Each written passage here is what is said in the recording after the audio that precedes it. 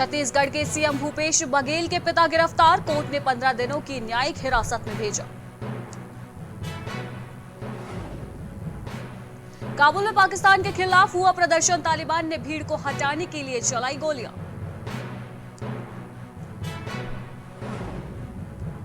BJP विधायक नारायण दास डमरू बजाते हुए पहुंचे विधानसभा, बाबा वैद्यनाथ धाम दोबारा खोलने की मांग। हरियाणा सरकार की कमेटी कर रही किसानों से बातचीत, सीएम खट्टर बोले उम्मीद है मसले का हल निकलेगा। लखनऊ में मुख्यमंत्री योगी ने किया राष्ट्रीय पोषण माह का शुभारंभ, बच्चों, किशोरों और महिलाओं को दिया विशेष ध्यान।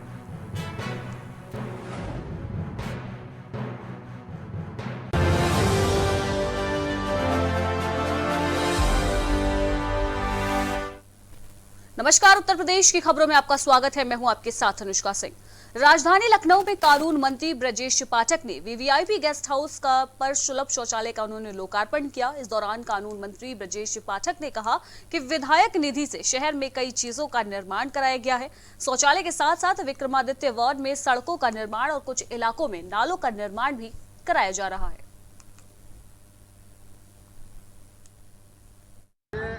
लखनऊ मध्य विधानसभा क्षेत्र में विधायक निधि से जो कार्य प्रस्तावित किए गए थे वो पूरे हो गए, उनका विधिवत लोकार्पण यहाँ पर किया गया है।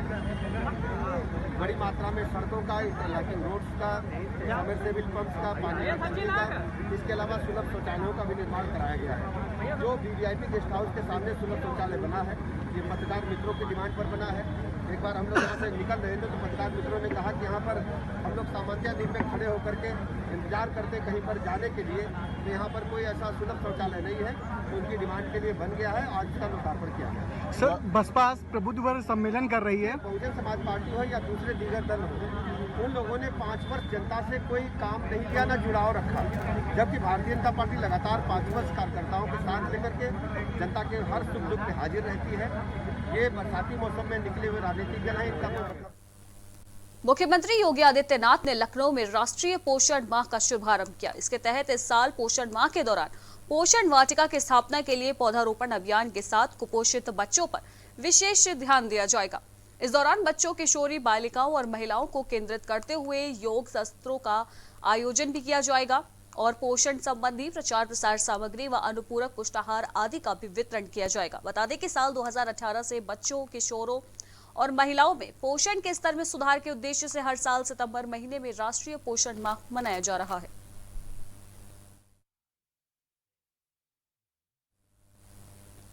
दो 2022 में होने वाले चुनाव में जीत हासिल करने के लिए कांग्रेस पार्टी ने अपनी कमर कस ली है। इसी कड़ी में राष्ट्रीय कांग्रेस के महासचिव और राजस्थान प्रभारी अजय माकन ने प्रेस वार्ता की है। आपको बता दें कि इस प्रेस वार्ता में उनके साथ प्रदेश अध्यक्ष अजय कुमार लल्लू, कांग्रेस के राष्ट्रीय सचिव धीरज गुज्जर भी मौजूद रहे। यहां अजय माकन ने केंद्र सरकार पर निशाना साधते हुए जमकर उन पर निशाना साधा है और कई मुद्दों को लेकर उन्होंने सरकार को घेरा है। उन्होंने कहा कि लगातार संपत्तियों का निजीकरण किया जा रहा है और कौड़ियों के भाव बेचने से इस वक्त हलचल मच चुकी है। वहीं अजय कुमार लल्लू ने भी कहा कि जिस तरह पूरे देश में यह सरकार राष्ट्रीय संपत्तियों को बेच रही है, ये सही नहीं है। चंद पूंजीपतियों के लिए राष्ट्रीय संपत्तियों को बेचने और गिरवी रखने का ये काम सरकार इस वक्त कर रही है, जो बेहद गलत है। 12 मिनिस्ट्रियों के अंदर, 12 मंत्रालयों के अंदर आने वाले 20 से अधिक संपत्तियों के क्लासेस का निजीकरण और कौड़ियों के भाव बेचने का एक तरीके से बम फोड़ करके पूरे देश के अंदर हलचल मचा दिया। ये जो सारे के सारे देश की जो जमा पूंजी बेची जा रही है, ये कोई इंफ्रास्ट्रक्चर को बढ़ाने का मकसद नहीं है। इसका सीधे सीधे मकसद ये है कि अपने मित्र पूंजीपतियों के हाथ कौड़ियों के भाव हमारे देश का इंफ्रास्ट्रक्चर बेच दिया जाए, दे दिया जाए उनके कौड़ियों के भाव, जो 70 वर्ष लगातार कांग्रेस पार्टी ने आप लोगों की, हम लोगों की पैसों से, हमारे टैक्स पेयर से पैसे से जो इकट्ठा किया, उसको कौड़ियों के भाव में लुटाया जाए। रायबरेली में इस वक्त कानून व्यवस्था बदहाल होती जा रही है और शहर में अपराधियों के हौसले भी बुलंद होते दिखाई दे रहे हैं।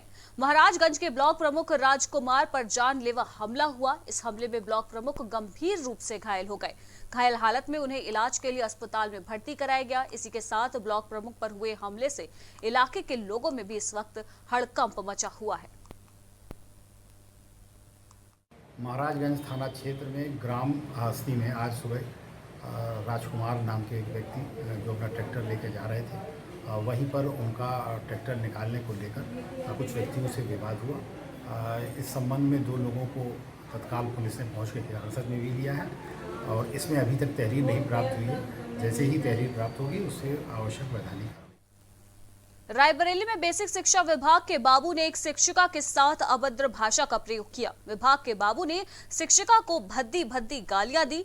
गलत शब्दों का इस्तेमाल करने वाले बाबू का ऑडियो अब सोशल मीडिया पर तेजी के साथ वायरल हो रहा है। वहीं मामला संज्ञान में आने पर बेसिक शिक्षा अधिकारी ने बाबू पर एक्शन ले लिया है।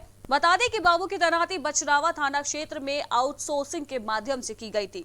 अब मामले में अधिकारी ने संविदा को समाप्त करते हुए उस पर कार्रवाई कर दी है। बछरावा विकास खंड का प्रकरण है जिसमें लेखाकार द्वारा शिक्षिका के संदर्भ में अभद्र टिप्पणी की गई है। प्रकरण संज्ञान में आया है, उसमें खंड शिक्षा अधिकारी से आज्ञा ली गई और तदनुरूप चूँकि वो आउटसोर्सिंग एजेंसी के माध्यम से कार्यरत है संबंधित कर्मी, तो एजेंसी को निर्देशित किया गया है, उसको विकासखंड से हटाने के लिए निर्देशित कर दिया गया है। श्रीवास्तव द्वारा जो घृणित कृत्य किया गया है, इसकी शिकायत मैंने खंड शिक्षा अधिकारी बछरावा और जिला बेसिक शिक्षा अधिकारी रायबरेली से की है। 3 दिनों के भीतर आरोपी के विरुद्ध कठोर कार्रवाई करते हुए यदि उसकी संविदा समाप्त नहीं की जाती है तो मैं इसके खिलाफ 22 महीने बाद जेल से छूटे सपा पूर्व जिला अध्यक्ष आरपी यादव रायबरेली के कार्यकर्ताओं ने उनका फूलमालाओं से स्वागत किया है। आपको बता दें कि आरपी यादव ने कहा कि मुझे राजनीतिक साजिश के तहत फंसाया गया था और मेरे साथ 16 अन्य लोगों को भी जेल भेजा गया था। इसी के साथ आजम खां को जेल भेजने के सवाल पर उन्होंने कहा कि जिन नेताओं का ये जनाधार है उन्हें जेल भेज दिया जा रहा है ताकि हमारी पार्टी के लोग निराश हो जाए। और दूसरी तरफ इस सरकार की वजह से महंगाई और बेरोजगारी बढ़ती जा रही है, किसानों को परेशान किया जा रहा है और उनकी कोई भी सुनवाई नहीं हो रही है। तो जो आदमी जब जीतने में तभी मजा, जब आपको सभी लोग हराने में लगे हों, आप जीत जाएं तब आप ज़्यादा आनंद आता। क्योंकि वो लोग हमारे जो विरोधी थे हमें ये चाहते थे किन्हीं परिस्थितियों में मैं चुनाव तक जेल से बाहर ना आ सकूं, लेकिन मुझे भगवान पे भरोसा है और न्यायालय पे भरोसा है, न्याय पे भरोसा है और हमें न्याय मिला। और जहाँ तक सवाल है मेरे दोषी और निर्दोष होने का, वो कोर्ट तय करेगी, लेकिन मैं निर्दोष हूँ। आपके सामने, मैं मीडिया के सामने भी कहता हूँ। रही बात मुख्यमंत्री, पूर्व मुख्यमंत्री अखिलेश जी की, मैं उनका एक कार्यकर्ता हूँ और मैं हमेशा पार्टी के प्रति वफादारी से काम किया।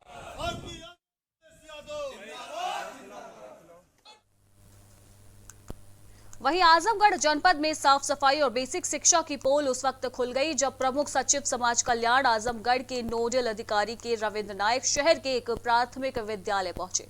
आपको बता दें कि साफ सफाई का वहां पर जिस प्रकार से थी उसे देखकर नोडल अधिकारी काफी नाराज हो गए। साथ ही वहां पर प्रधानाध्यापक भी नदारद मिले। दरअसल आजमगढ़ में नगर क्षेत्र में परिषदीय विद्यालयों की खस्ता हालत किसी से छिपी नहीं है। जर्जर भवन में बच्चों को पढ़ाया जा रहा है, साथ ही बच्चों की संख्या भी बैठने की जगह में काफी कम है, जिसके चलते कोई नया एडमिशन भी नहीं लिया जा रहा है। इस समस्या की शिकायत प्रमुख सचिव नोडल अधिकारी से की गई थी, तो हालत से रूबरू होने के लिए वह खुद शहर के मतबरगंज में गली में स्थित कन्या प्राथमिक पाठशाला पहुंचे, जहां के हालात देखकर वो काफी नाराज हुए। विद्यालय में साफ सफाई नहीं है, क्योंकि कर्मचारी नहीं है, तो अभी नगर पालिका से कह दिया गया है कि लगातार साफ सफाई करेंगे। और प्रधानाध्यापक नहीं है, वो कहाँ ड्यूटी लगी है उसका तो तहकीकात करा रहे, जानकारी करा रहे हैं। वो सही है गलत है देख रहे हैं। और बच्चे 3रे नंबर क्लास में बच्चे कम हैं और थोड़ा सा बच्चों को बढ़ा रहे हैं। एडमिशन के लिए लोग प्रेरित करेंगे, तो अध्यापक और ये प्रधानाध्यापक अगर मोहल्ले में जा कर के जो बच्चे हैं उसको प्रवेश दिलाने के लिए प्रेरित करेंगे। और इसको और जो सब इसका जो पुताई वगैरह नहीं हुआ, मेंटेनेंस नहीं हुआ, इसको कराने के लिए हम कह दे रहे हैं। अभी BSA आ रहे हैं, तो BSA के बाद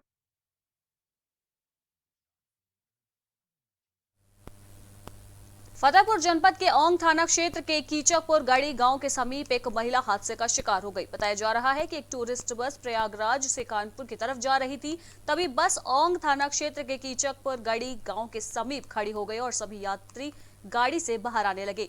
उन्हीं यात्रियों में मिथिलेश मिश्रा निवासी वसंत विहार दिल्ली रोड पार कर रही थी, तभी प्रयागराज की तरफ से आ रही DCM ने उन्हें जोरदार टक्कर मार दी, जिससे महिला की मौके पर ही दर्दनाक मौत हो गई। वहीं सूचना पर पहुंची औंग पुलिस ने शव को कब्जे में लेकर फिलहाल पोस्टमार्टम के लिए भेज दिया है। वहीं पुलिस ने DCM चालक को भी गिरफ्तार कर लिया है। वहीं बुलंदशहर के सलेमपुर थाना क्षेत्र के अंतर्गत एक युवक ने परिवार वालों के साथ घर में घुसकर लाठी डंडे बरसाए। दरअसल अमरीश उर्फ लकी नाम का एक व्यक्ति पीड़ित शिवराज सिंह के घर में घुस गया और उसकी पत्नी के साथ आपत्तिजनक स्थिति में पाया गया, जिसके बाद पीड़ित व्यक्ति शिवराज ने इसका विरोध किया, जिसके बाद आरोपी ने पीड़ित परिवार के साथ जमकर मारपीट की। वहीं पीड़ित पक्ष का आरोप है कि किसी भी प्रकार की सुनवाई पुलिस के द्वारा नहीं की जा रही है, बल्कि उन्हें ही जेल में भेज दिया गया है। फिलहाल पीड़ित परिवार ने SSP ऑफिस में जाकर न्याय की गुहार लगाई है।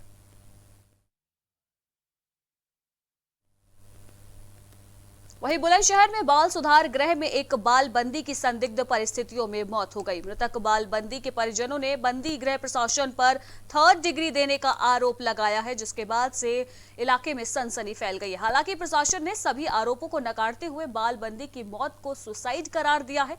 दरअसल अमरोहा जनपद के गजरौला के रहने वाले रोहित को लड़की भगाकर ले जाने के जुर्म में बाल बंदी गृह में 30 जुलाई को लाया गया था। बाल बंदी गृह से 20 दिन पूर्व रोहित और अन्य 4 बंदी बाल गृह का ताला तोड़कर फरार हो गए थे। 1 सप्ताह पूर्व रोहित ने हापुड़ पुलिस के सामने सरेंडर कर दिया था, जिसके बाद रोहित को फिर से बुलंदशहर जेल लाया गया था। वहीं रोहित के परिजनों ने बाल बंदी गृह प्रशासन पर रोहित को 3rd डिग्री देने का आरोप लगाया है। फिलहाल परिजनों के आरोप के आधार पर DM बुलंदशहर रविंद्र कुमार ने सिटी मजिस्ट्रेट को मामले की जांच सौंप दी है।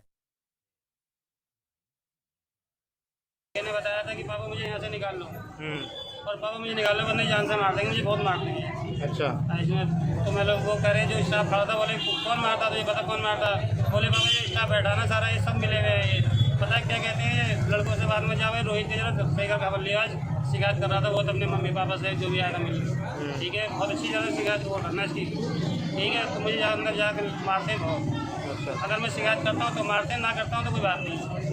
समझ गए पापा, मैं क्या बताऊँ, मेरी पसली तोड़ दी, मेरा पूरी गड्डी तोड़ दी। कल मेरा मेडिकल हो गया अस्पताल, मुझे ले गए थे सब कुछ डाले यहाँ से, 5 लड़के गए थे हम, मेरा मेडिकल हुआ है अस्पताल, मुझे दवाई दी गई है, दवाई खा गया मैं। और जब मिलने आते हो तो उससे पहले 2 रैप्टे मेरे गाल पे लगते हैं कि आपसे किसी को शिकायत मत करती हमारे बारे में। वहीं आजमगढ़ में राष्ट्रीय पोषण दिवस के मौके पर पोषण माह की शुरुआत की गई। DM राजेश कुमार ने कलेक्ट्रेट से हरी झंडी दिखाकर इस माह की शुरुआत की। इस कार्यक्रम में बड़ी संख्या में आंगनबाड़ी कार्यकर्ताओं के साथ महिला स्वयं सहायता समूह की महिलाएं भी मौजूद रही। पोषण की महत्ता को लेकर आंगनबाड़ी कार्यकर्ताओं ने कलेक्ट्रेट के सामने रंगोली बनाकर लोगों को इसके बारे में जागरूक किया, जिससे लोग बच्चों के पोषण के बारे में अच्छी प्रकार से समझ पाए। DM ने बताया कि बच्चों के अच्छे भविष्य के लिए उनके खान पान पर ध्यान देना भी बेहद जरूरी है और इसमें खाने की वैरायटी भी होनी चाहिए। यह नहीं होना चाहिए कि केवल अनाज ही खाया जाए तो अनाज ही खाएंगे, साथ में हमें हरी सब्जियां भी खानी चाहिए। आज पोषण माह का शुभारंभ है, आज राष्ट्रीय पोषण दिवस भी है। इसके तहत विभिन्न कार्यक्रम जनपद में रहेंगे और जो हमारी आंगनबाड़ी कार्यकर्त्रियाँ हैं उनके यहाँ जो भी सभी बच्चों का वजन और बाकी न्यूट्रिशन वगैरह देखा भी जाएगा और जागरूकता भी करी जाएगी कि पोषण कितना आवश्यक।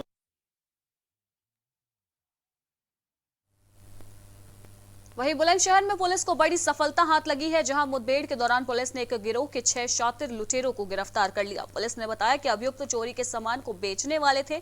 पुलिस ने घेराबंदी कर सभी को पकड़ने में कामयाबी हासिल कर ली है। गिरफ्तार अभियुक्तों में से सोने चांदी के साथ लूट के पैसों को भी बरामद किया गया है।